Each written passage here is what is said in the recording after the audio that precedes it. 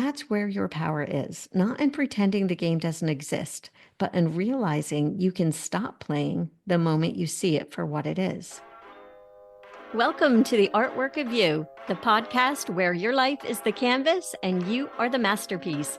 I'm your host, Lori Gouhin, and together we'll explore creativity, self-awareness, mindset, goal strategy, and the importance of accountability so that you can paint your life's portrait with confidence and ease.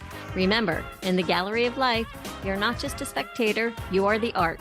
So let's grab our brushes and start creating the masterpiece that is you. Hello, my friends. I am so glad that you are here with me today because today I want to talk about psychological games. And most people have no idea that they're even playing them, but they are, and they really do shape their relationships, their decision making, and even the way that they pursue goals. So in this episode, we're going to name some of those games, and I'll share some of the most common ones, how to spot them, why we play them, and how to stop. So let's start with first, what do I actually mean when I say psychological games? Well, I'm talking about repetitive patterns of behavior, especially in relationships and communication, where there's an unspoken script running in your brain. These are games that we play automatically, and like any game, they have rules and they have playoffs.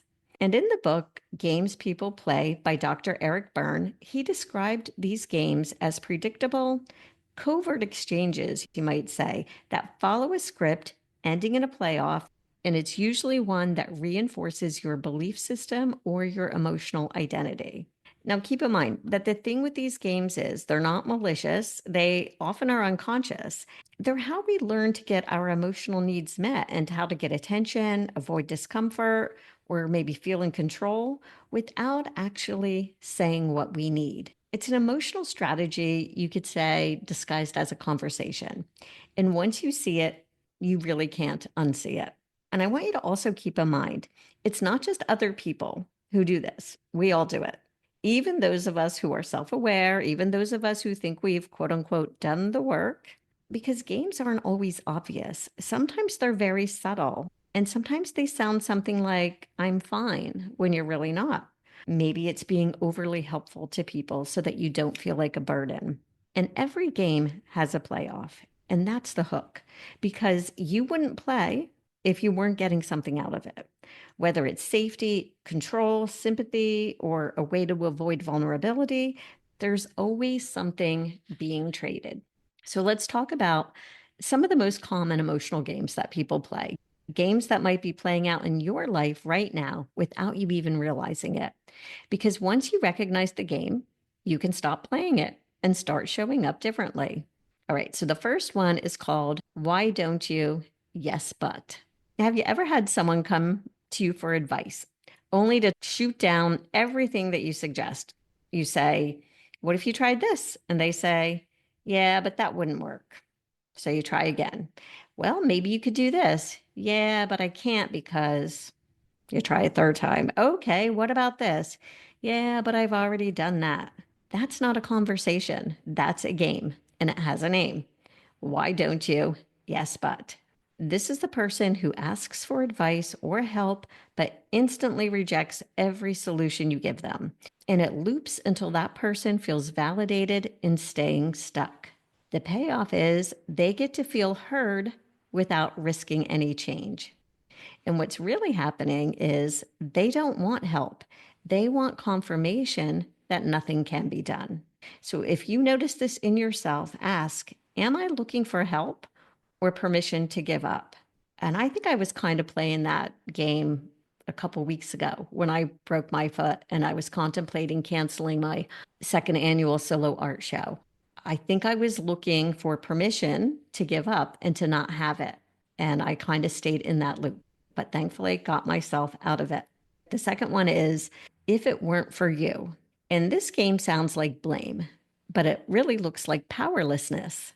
If it weren't for my partner, I'd start my business. If it weren't for my boss, I'd be further ahead. If it weren't for my schedule, for my kids, yada, yada, yada. That person shifts the responsibility for their situation to something or someone external. And the payoff is they get to avoid risk, failure, confrontation, anything like that by keeping the power outside of themselves. And what's really happening is they've decided that they can't, so they find a reason why. Now, if this is you, ask yourself, what part of me actually prefers the safety of not trying? Next, number 3, we have now I've got you, you SOB. And just as an aside, if you know me, you know I swear a lot. And I always have, I'm okay with it, but I do refrain from swearing on the podcast. So that's why I'm saying SOB, but I'm sure you know what that means. Anyway, again, it's called Now I've Got You, You SOB. And this one's a bit sneakier. It's when someone quietly collects grievances, waits for someone to slip up, and then basically pounces on them. They act like everything is fine until maybe say you miss a text or you cancel plans or you say the wrong thing, and then they unload on you. And the payoff is moral superiority, control, and justification to lash out. And what's really happening is the anger was already there. The supposed offense was just the excuse. So if this is you, ask yourself, do I let things build up until I get to be right about being wronged? Next, number 4, we have poor me. This one's easier to spot in others than in ourselves. The person is constantly finding themselves in a crisis or a conflict, but never sees their own role in it. They seem helpless, life just keeps happening to them. And the payoff is attention, sympathy, exemption from responsibility. And what's really happening is victimhood becomes a way to get emotional needs met without having to take any action. And this is where manipulation ties in. Playing the victim can be a form of emotional control because when someone feels sorry for you, they're less likely to challenge you or expect more from you.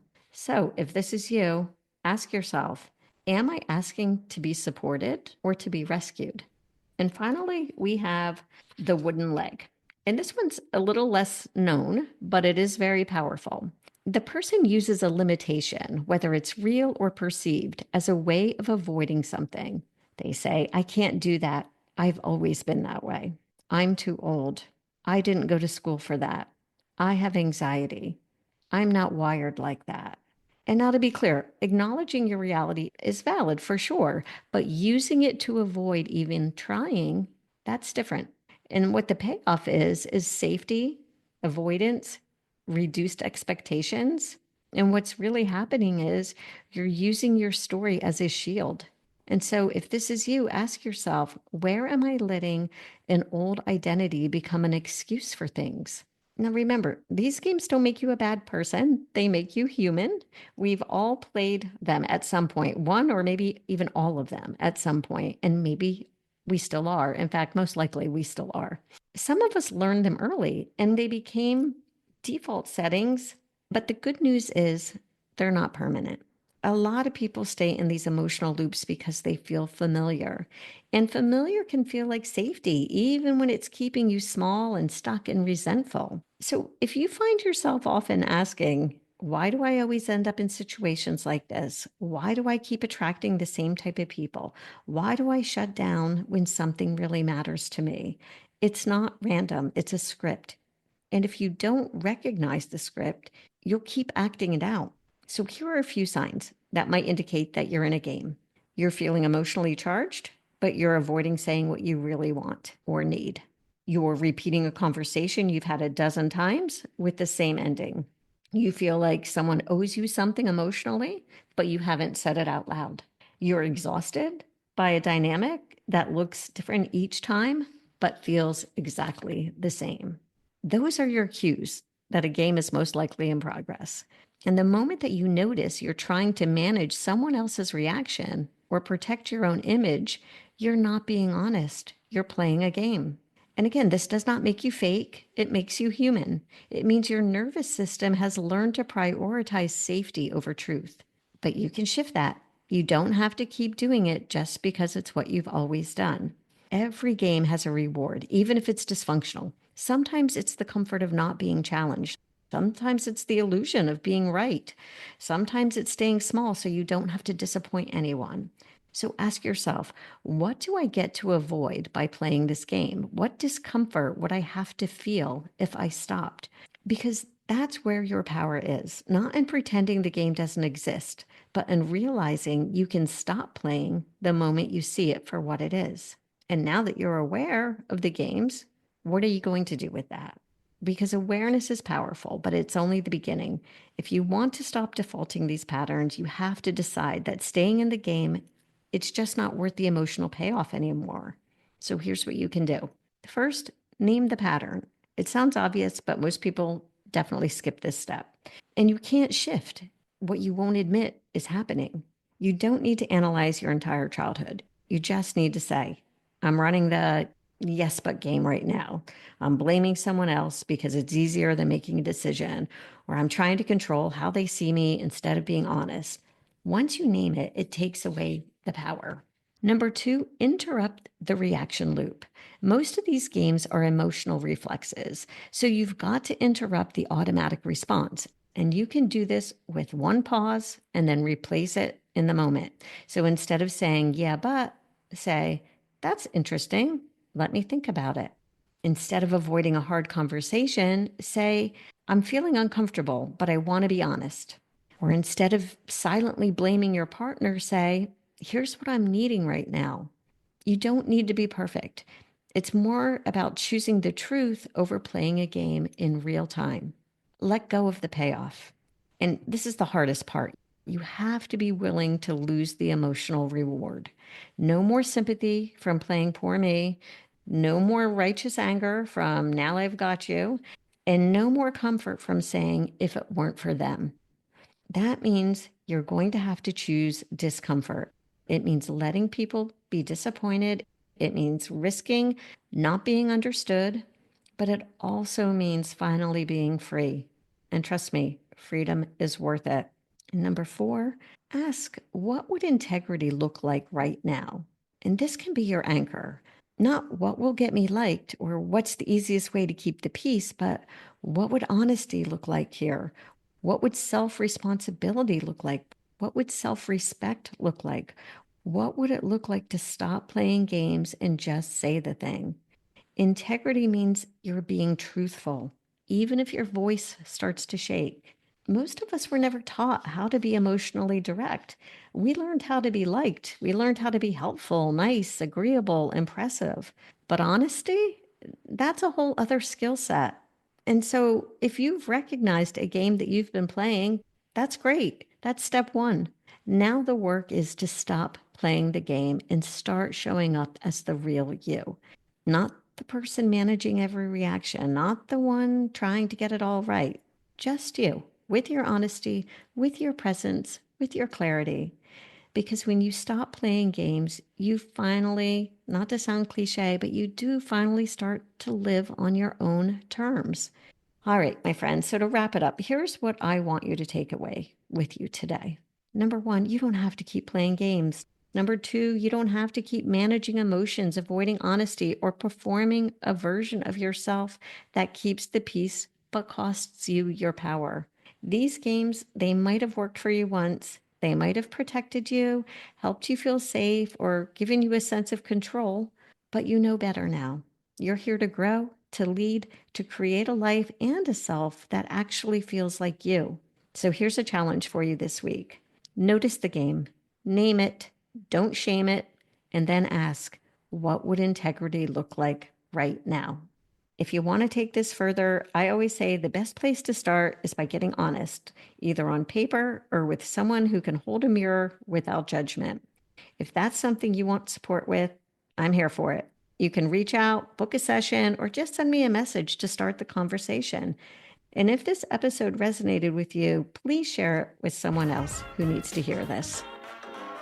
That's a wrap for today, my friends. Thank you for sharing your time with me. And remember to show up in your life like the masterpiece you are, because you are the artwork. Please subscribe and leave a 5-star review. Have a fabulous day.